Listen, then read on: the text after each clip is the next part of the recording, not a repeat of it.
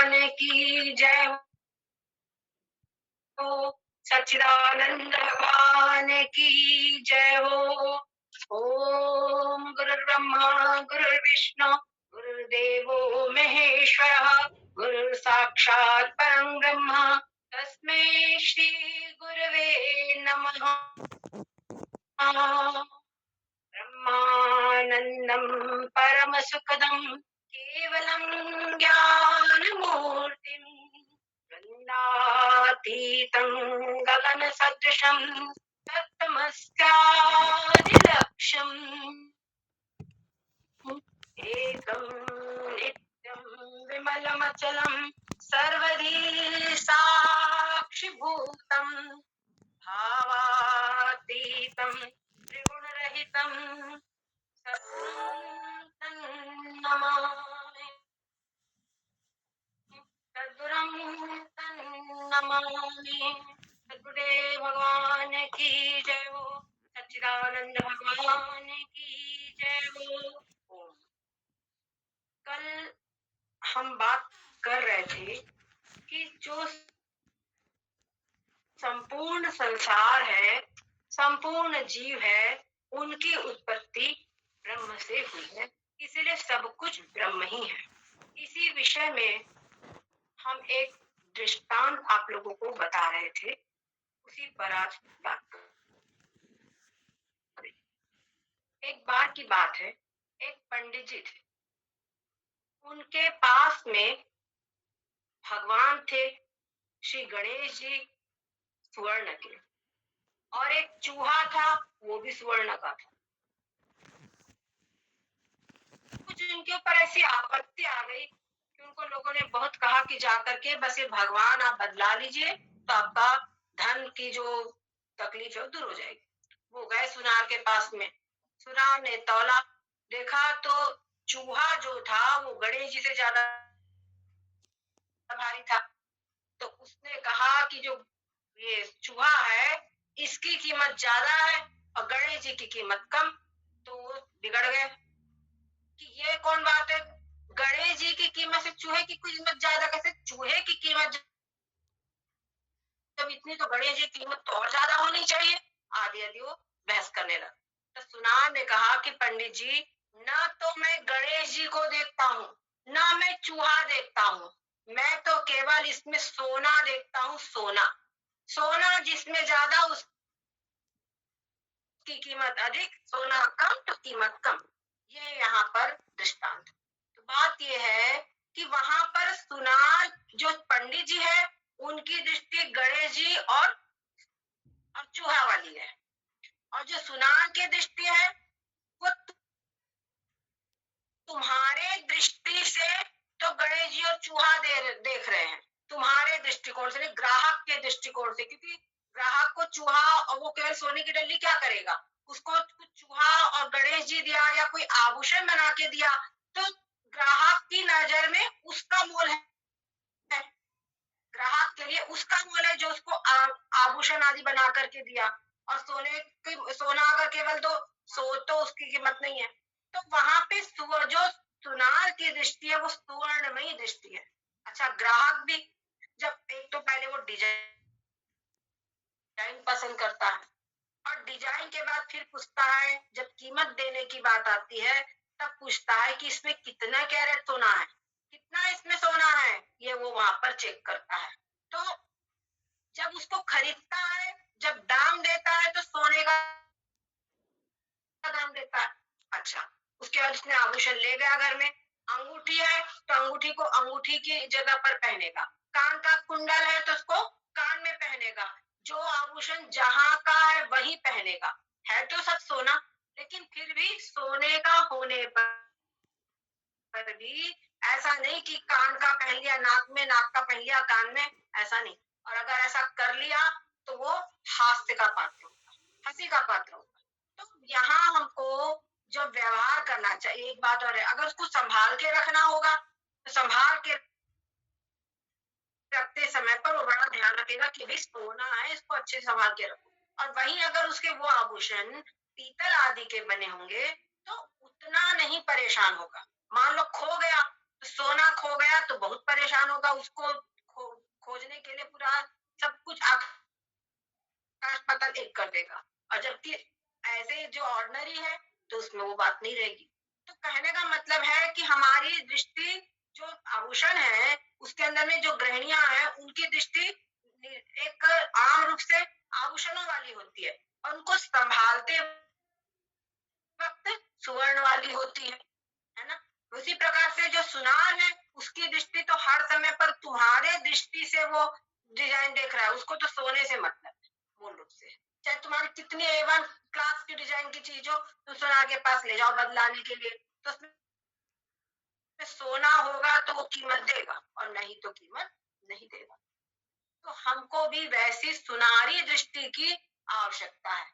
जब हम संसार के अंदर में हर चीज के अंदर में जब दर्शन करते हैं, हर चीज का हर वस्तु में, तो उसके नाम रूपों को त्याग कर जो उसमें अस्थि भांति प्रिय रूप से ब्रह्म सच्चिदानंद है, वो ब्रह्म का दर्शन। और व्यवहार करते समय पर आभूषणों की तरह जो व्यक्ति जैसा है, जो वस्तु जैसी है, उस प्रकार से उन वस्तुओं का उपयोग करें। तो ये है जीवन जीने की कला। समझ गए? ये क्या है? जीवन जीने की कला है। अगर हमने कला सीख ली तब तो हम अध्यात्म और व्यवहार का समन्वय कर पाएंगे, और नहीं तो समन्वय करना बड़ा ही मुश्किल हो जाएगा। समझ में ही नहीं आएगा, हर बार कंफ्यूज होगा क्या करें क्या नहीं करें। ठीक है, तो ये हमको समझना है कि जो संपूर्ण संसार है, जो उपादान कारण है, वही सबके जर्रे जर्रे में समाया होता है। तो सब कुछ ब्रह्म ही है। आगे ब्रह्म की बात कर रहे। अब जैसे सब कुछ कहते हैं, ब्रह्मेव सर्वनामानि रूपाणि विविधानि च कर्माण्यपि समग्राणि विभर्ति श्रुतिर्जगौ। क्या कहते हैं? ब्रह्मेव सर्वनामानि, ब्रह्म ही है क्या? सर्वनामानि, जितने भी नाम है, जितने भी नाम है सब कुछ ब्रह्म ही है। जितने भी रूप है सब ब्रह्म ही है। जितने भी और विविधानी, विविध विविध प्रकार के जो कुछ। अब यहाँ रूप ग्रहण कहने से, रूप का मतलब सारे विषय। रूप एक विषय बताया है, लिखा है, पर रूप का मतलब सारे विषय, शब्द स्पर्श रूप रसगंध सारे विषय इसके अंदर में हमको ग्रहण कर लेना चाहिए। और कह रहे हैं विविधा, सारे रूप और सारे नाम, एक जितना भी नाम, हर चीज जितने भी रूप है, जितने गंधे, सब में नाम है। बिना नाम के तो कोई व्यवहार हो ही नहीं सकता। तो जितने भी नाम है, सभी नाम क्या है? ब्रह्म ही है। और साथ साथ में कर्माण्य, कर्म भी, जितने कर्म है, खाना पीना सोना जागना उठना बैठना बोलना, जितनी भी क्रियाएं हैं, जितने भी कर्म हैं, शुभ कर्म हो अशुभ कर्म, सब कुछ वो क्या है? समग्राणी, ये क्या है? ब्रह्म ही है। विभर्ती श्रुति जगो, ऐसा श्रुति कहती है। यहाँ पर बृहदारण्यक उपनिषद में आया है, ये त्रयं वा इदं नाम रूपं कर्म, ये सब कुछ क्या है? जो संसार है, ब्रह्म से भिन्न जो कुछ भी है वो क्या है? इदम रूप से है। तो वो क्या है? नाम रूप और कर्म है। तो जितने भी नाम रूप कर्म हमको दिखाई पड़ते हैं, ब्रह्म रूप से भिन्न दिखाई पड़ते हैं, परंतु वो वास्तव में ब्रह्म से भिन्न नहीं है। वो सब ब्रह्म ही है। ब्रह्म से भिन्न कुछ है ही नहीं। जैसे कि हमने आपको उदाहरण बताया था, ये कई बार आ चुका है। जैसे रस्सी है, तो रस्सी के अंदर में हमको सर्प की प्रतीति होती है ना? उसकी प्रतीति होती है, पर कब तक प्रतीति होती है? जब तक कि रस्सी का दर्शन नहीं हो जाता, जब तक कि अधिष्ठान का दर्शन नहीं हो जाता। और जहां अधिष्ठान का दर्शन हुआ वहीं पर वो सर्प जीरो है। सर्प बिल्कुल, सर्प का हमेशा हमेशा अभाव है। उसी प्रकार से जितने भी नाम रूप आदि हमको सब दिखाई पड़ रहे हैं, जितने भी रूप दिखाई पड़ रहे हैं, नाम दिखाई पड़ रहे हैं, जितने भी कर्म दिखाई पड़ रहे हैं, ये सभी कर्म जब अधिष्ठान ब्रह्म का दर्शन किया जाए तो ये सबका कोई भी भाव नहीं है, सबका पूर्ण रूपेण अभाव अर्थात केवल ब्रह्म ही है। ठीक है, ऐसा श्रुति में कहा गया है। आगे फिर कहते हैं सुवर्णाजायमानस्य सुवर्णत्वं च शाश्वतम्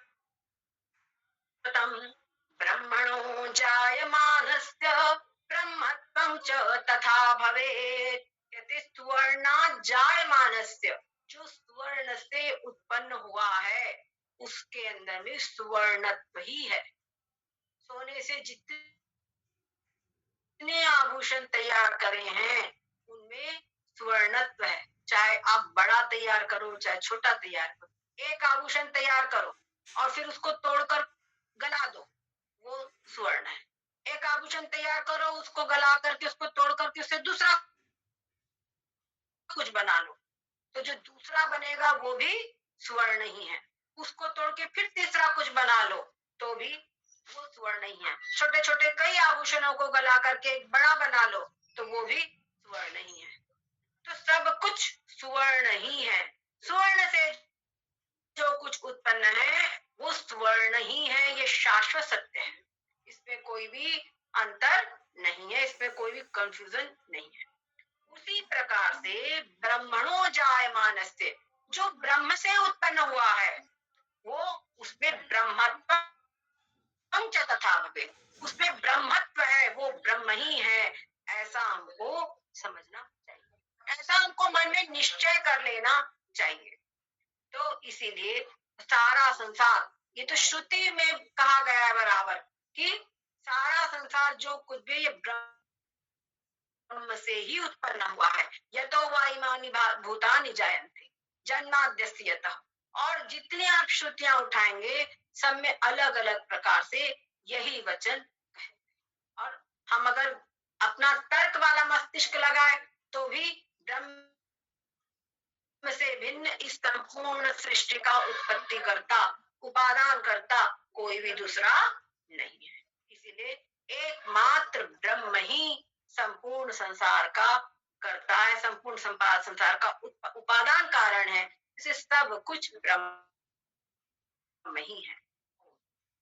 अब आगे कहते हैं स्वल्पमप्यंतरं कृत्वा जीवात्मा परमात्मनो यह संतिष्ठति मूढ़ात्मा भयं तस्या विभाषितम्। कहते स्वल्प में हल्ला न करो, स्वल्प मात्र भी अंतर करके मतलब भेद दृष्टि रख करके अगर कोई रखता है किसमें, जीवात्म परमात्मनो, जीवात्मा में और परमात्मा में, यानी आत्मा और ब्रह्म में, इनके अंदर में स्वल्प मात्र भी कोई अगर भेद देखता है तो क्या होता है, यह संतिष्ठति मूढ़ात्मा, वो आदमी मूढ़ है, वो जीव वो मनुष्य मूढ़ है। भयं तस्या विभाषितम्, उसको महान भय है, उसको महान भय है। महान भय कैसा, महान भय कैसा, महान भय मृत्यो स मृत्यो मापनोति यही नानेव पश्यति। जो थोड़ा भी अगर भय अंतर देखता है, भेद देखता है तो उसको क्या होता है, मृत्यु से भी मृत्यु को वो प्राप्त, मृत्यु से भी मृत्यु को प्राप्त होना क्या है, एक बार जन्म फिर मरण, फिर जन्म फिर मरण। ये जो पुनर्जन्म मरण है, फिर जन्मा फिर मरो फिर मरो फिर जन्मो फिर मरो, क्या समझे, ये जो जन्म मरण बारंबार है इसी का कहा है पुनर् इस मृत्यु से मृत्यु मां। तो ऐसा उसके चित्त को महान भय प्राप्त। और वास्तव में ये भाव सागर से मृत्यु से हर कोई डरता है। एक निम्न योनि में रहने वाला भी जीव मृत्यु से डरता है। क्यों डरता है, क्यों डर, क्योंकि ये कहा गया है कि मृत्यु के समय पर कहते 72,000 बिच्छुओं के काटने से जो कष्ट होता है वो मृत्यु के समय जब शरीर से प्राण निकलते हैं तो वैसा ही कष्ट। एक बिच्छू के काटने से कैसी पीड़ा होती है। इसका अनुमान लगाना हो तो एक जलता हुआ, दहकता हुआ जो अंगीरा होता